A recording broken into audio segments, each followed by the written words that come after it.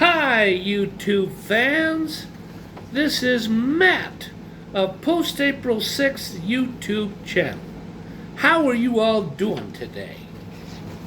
I hope well. Well, inside my Post-April 6th coffee mug, there is a organic, just a minute. Okay, I am back now. I had to verify something. Inside my coffee mug is a blend by Simply Truth Organic,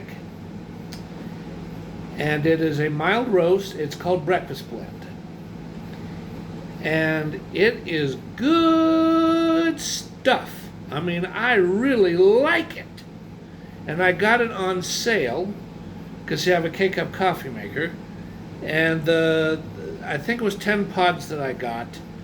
I believe that was on a clearance price for $2 and something. And with the way this tastes, it seems to me like it's worth over $8 quite easily. It is delicious. Okay. Okay, had to adjust the tripod. And what I decided to do, because I've been thinking on and off for over 2 days, what to do for the next YouTube channel vlog. And yes, I'm still with Patreon, and it's catching on. I've got about 10 hits of the unlisted YouTube video that only Patreon members can see. But other than that, here's what else I decided to do for a vlog. In these pieces of paper is another story idea that I wrote several years ago and saved it as a file. In fact, I'm going to step away and pause the camera and try to determine exactly when I wrote this. I will be back. Okay, I verified it. It was created March 30th, 2019, so that would be about 5 years ago. And the reason why I played the intro music is by a band called Wild Party, and the song is I Just Think I'm Smart. And I didn't want to play all of it, but what I did do was I did stop it when it was right at the point where I thought, okay, that's enough, stop. And what the story is about, the main character, and this is pretty much the only character in the movie, or excuse me, not in the movie, in the story, is a man who is in his Yeah, he's 32 years old. His name is Barry Ipson or Ipson. His last name is spelled Ipson. The date of the story is June 28th, 2010. Yeah, 2010 was a good year, but I myself had a very bad day, and I mean very bad. I wake after a good night's sleep, and my chest is hurting, and I'm seeing spots several times, and I'm having a little trouble breathing. I didn't have a heart condition in the sense that I had I needed to have an heart surgery or an artery, or what's called a heart valve, or a stunt or a shunt, because there's two different names for it. And I didn't have artery blockage. But what was wrong was I ignored the fact that I had high blood pressure, and my blood pressure was starting to get out of control. And I didn't have a heart attack or a stroke, but it was really a good thing for me that I admitted myself to Swedish hospital and got enrolled in indigent care. And I had a very thorough examination in the emergency room. And the first blood pressure test that they did to me, this was somewhere between 3:45 and about 4:45 p.m.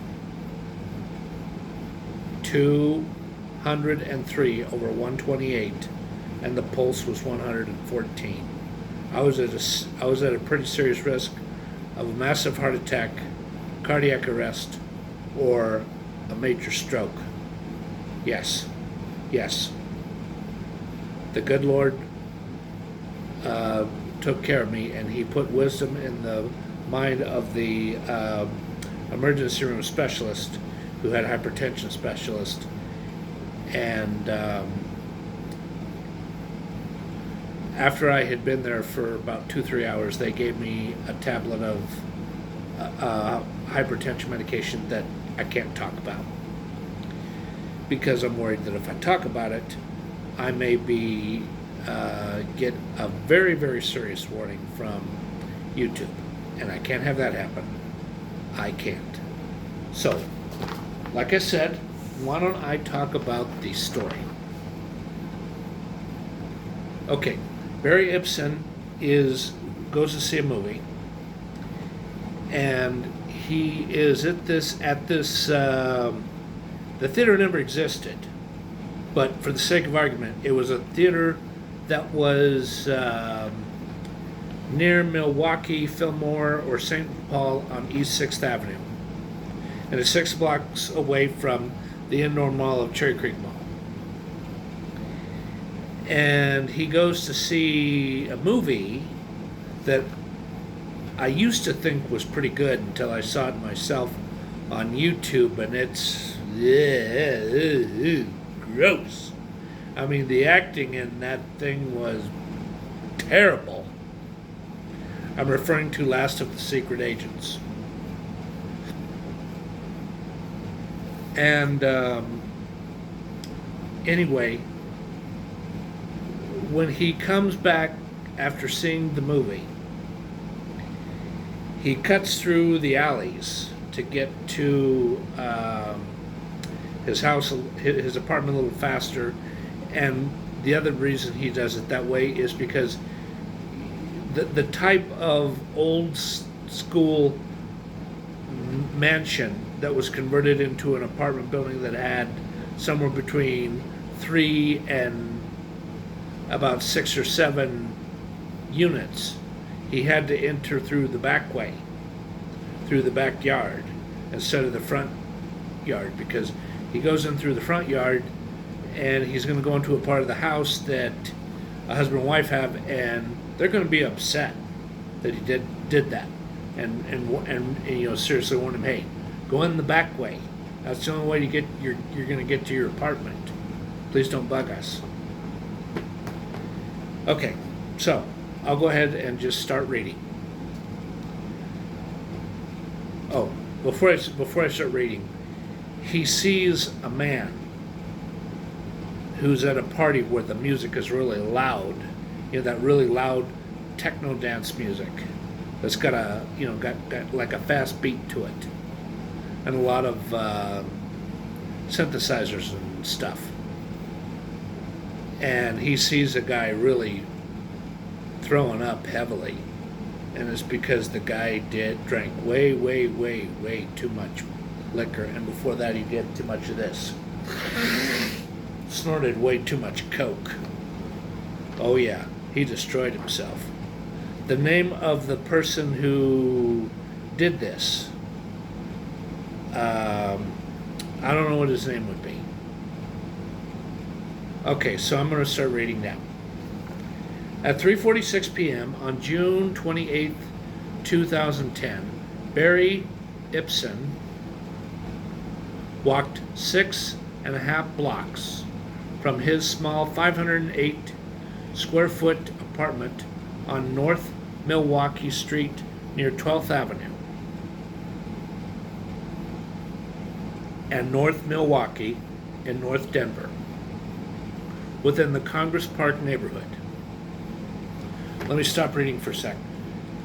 I know the neighborhood of Congress Park very well. I know it like the back of my hand because there's so many different houses to see in that area. And Congress Park and the Cherry Creek neighborhood don't meet like this, because what's in between the Cherry Creek neighborhood, which would be over here, so to speak, a little bit south of Congress Park, and so to speak, Congress Park would be about over here. There's a neighborhood somewhere in the middle. I think it's a little bit further east. It's Capitol Heights, not Capitol Hill, Capitol Heights. Yes. Okay, so let me get back to reading. He enjoys his day off from Miller's Solid Gold Supermarket as a cashier. He wanted to arrive at Mile High Cinema, Classic Movie Theater and Cafe, and a special, I didn't say and a, but it's and a special matinee movie in theater number 3, Last of the Secret Agents, circa 1966. Original release date. Okay, that movie was released the same year that Jimi Hendrix was discovered by Chas Chandler, and a month after he was discovered in August of 1966 at the Cafe Wa in the Greenwich Village borough of New York City, or neighborhood within a borough. A month later, Hendrix moves to the cheap apartment, or the girl he's staying with, whatever it was, because I've heard 2 different reports of where he was living. And he takes a one-way flight to London, England. And he forms the band, the Jimi Hendrix Experience. Okay, back to the story. He arrived at 4:01 p.m. and purchased a ticket and bought a breaded chicken sub with Canadian bacon, lettuce, tomato, and Kansas City barbecue sauce, and a lime-flavored cola drink. Now, the cola drink is not Coca-Cola. It is a company that customizes cola drinks and makes it taste just as good as Coca-Cola. It's one of those types of restaurant supply companies that really knows their stuff and can make some really good soda pop. He walked over to the dining tabled area and devoured the sandwich and a few sips of the cola drink. After he was finished eating, he entered Theater 3 and sat down at a desired seat. The movie will begin at 4:25 p.m. And he was fascinated by the movie. It had some interesting scenes with actor John Williams and other men. John Williams, the actor, was in 2 different movies that were done by Alfred Hitchcock. And these movies that he was in was To Catch a Thief and Dial M for Murder. It's true. John Williams was a very wonderful, classy British actor that came from England. Okay, so he really liked the part where the lead character changed appearances on a train every 10 seconds. That's true, because I remember seeing the movie. That was the only redeeming part of the movie that didn't make you want to just get up and leave the theater and say, I'm never going to want to see this movie again. Okay, so I'll continue to read. At 5:54 p.m., the movie ended and he flees from the scene to go run a couple of errands before he returned home, with intent of calling his good friend Jacko Matheson, a friend he has known 12 years. Jacko and he used to hang out with each other while they lived in Tacoma, Washington, for a couple of years, and wanted to move here to Denver, a town that he has loved for over 25 years. And here he was at the age of 32 years old, and he departed the movie theater and he walked over to a new tobacco shop named Cigar and Briarhaven. He entered there to buy 3 Dutch Delites mini cigars. He had to pay only $2.67 for the 3 cigars, because, see, back then, those Villiger Dutch, or no, not Villiger, but the one that was in competition called Dutch Delight cigars were that inexpensive, and they were as big around as a cigarette. Instead of this big around, they were only about that big around. Not very big around at all. About the same circumference as a cigarette.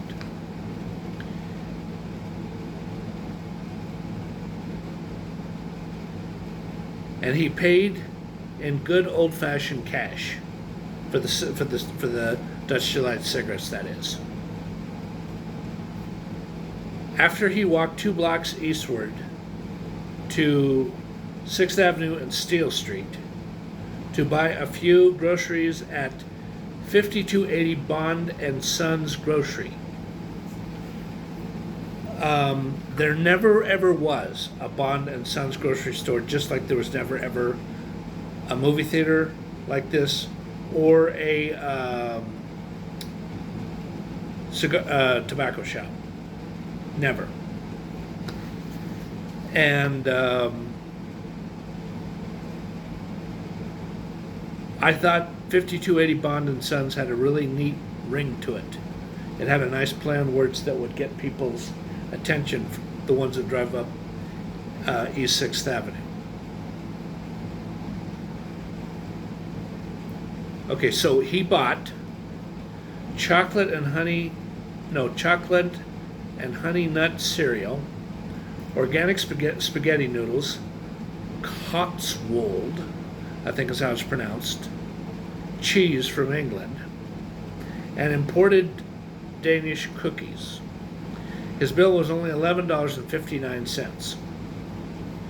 And he paid with a Visa gift card he got after winning an employee quiz contest at the grocery store. He then started to cautiously cross 6th Avenue and head back home to his apartment. Barry was a man who prefers to walk in this area, through alleys between streets that are north and southbound. He gets to the alleyway between 8th and 9th, and he hears a man fire up a jet black 1970 GTO that is clearly a Hot Rod Classic car. And boy, is that a mean 500 horsepower car that has a rough rumble as a car is idling and not being revved up. Barry wished he could own a car like that someday. And he looks around and sees nice summer time atmosphere and not a cloud in the sky. Then he gets closer to 11th Avenue and he hears really loud stereo play instrumental techno dance music.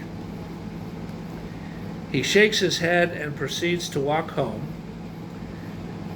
As he gets to 12th Avenue, the music sounds louder, and he hears coughing and gagging.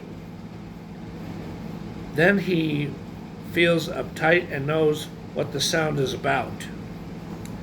After he approached the alleyway leading to his old 1920s era Victorian home and apartment building, he hears the offensive sound of someone vomiting.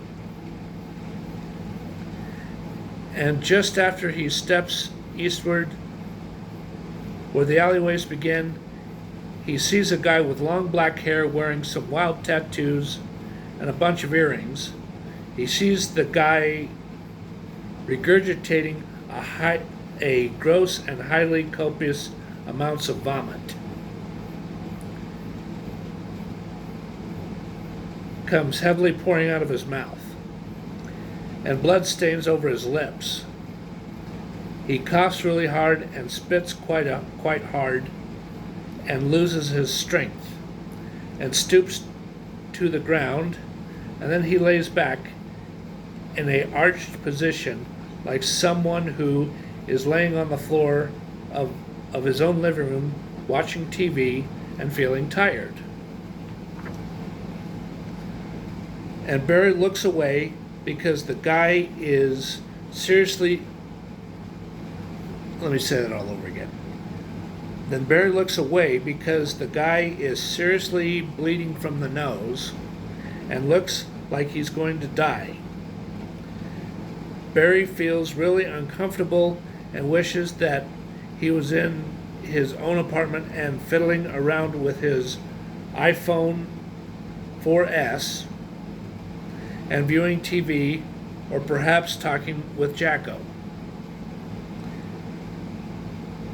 After Barry gets to the point where he is standing directly in front of him and is making some annoying sounds like, oh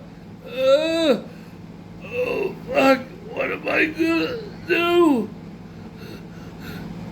Barry looks over at the guy and sees an angry look on his face, and half of his face from his nose downward is drenched in blood.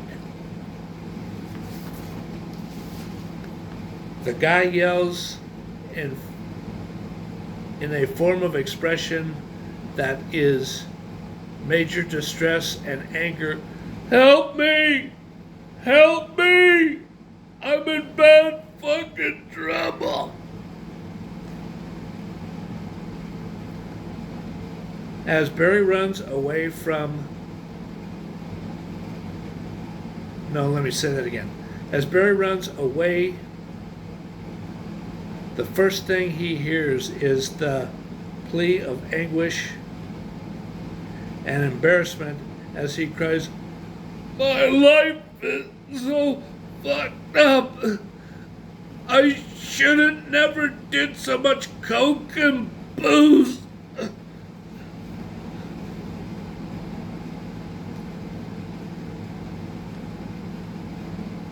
That's what severe drug abuse does to you.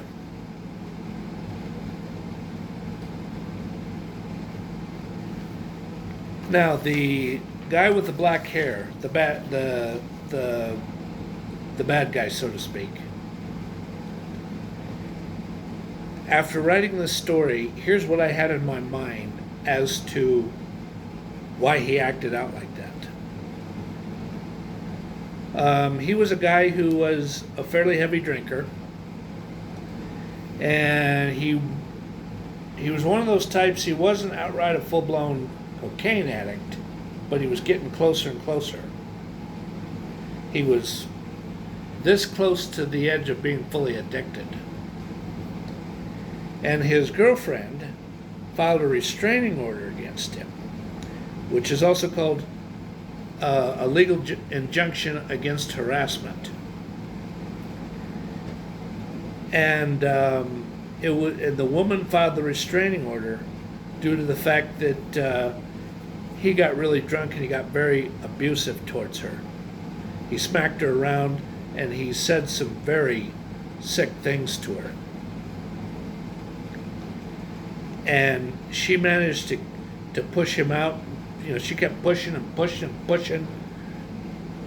And then she slammed the door, and then she loudly screamed, "Stop or I'm gonna call the police!" Something like that. And then he punches the front door, and then he walks down the flight of stairs, and he leaves the building. And he was served by a police, I think it's either a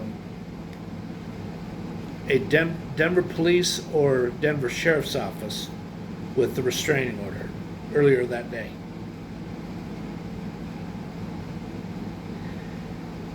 And him being served that, and knowing that he could never talk to that woman ever again, no matter how apologetic he felt, pushed him over the edge. And he got really, really drunk. I mean, that guy drank probably half of, the size that would be larger than a quart. One of those big, I think, 1 liter or 2 liter bottles, or 2.5 liter bottles of vodka. He was really drunk, and he did too much coke. He snorted probably 9 or 10 lines of coke. Not good. Not good. Shouldn't snort any of it, but to snort 10 lines and be that drunk, bad mix of drugs and alcohol.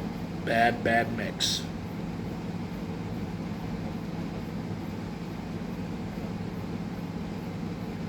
And what happens with Barry, about 20 minutes to a half hour later, after he hears the police car coming through the alleyway, and then he hears the ambulance about a couple of minutes after that.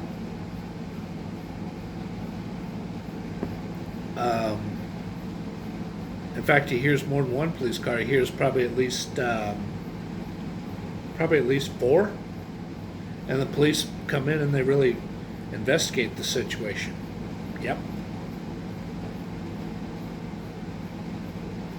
They question everybody at the party, and I mean everybody.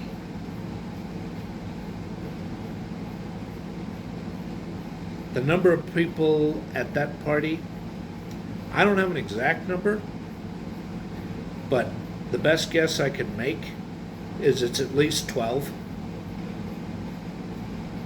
somewhere between 12 and 15.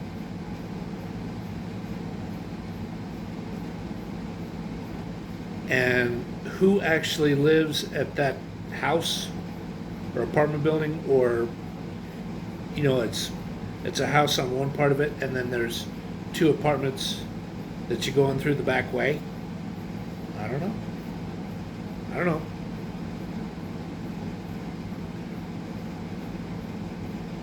And then after a little over, actually it's a little more than a half hour, it's about 35 to 45 minutes. Barry hears a knock on the door, and he instinctively knows exactly what it's about, because he can also hear after a knock on the door, he can hear the police radio, or the, you know, I think what's called the talkie. Yeah. And 2 patrolmen come in and just question about this guy. You know, they're very friendly. And they said, and they write down a statement, and he reads the statement that they wrote down. He signed his name. He gets a Xerox copy, and he says, he says, I don't know if we will be doing this or not, but we may need you to testify in court as to what you saw, because there may be an investigation about this, or there might be that coupled with what's called a probate court order, where they want to go after his estate of the man, whatever the man's name would be. Yeah.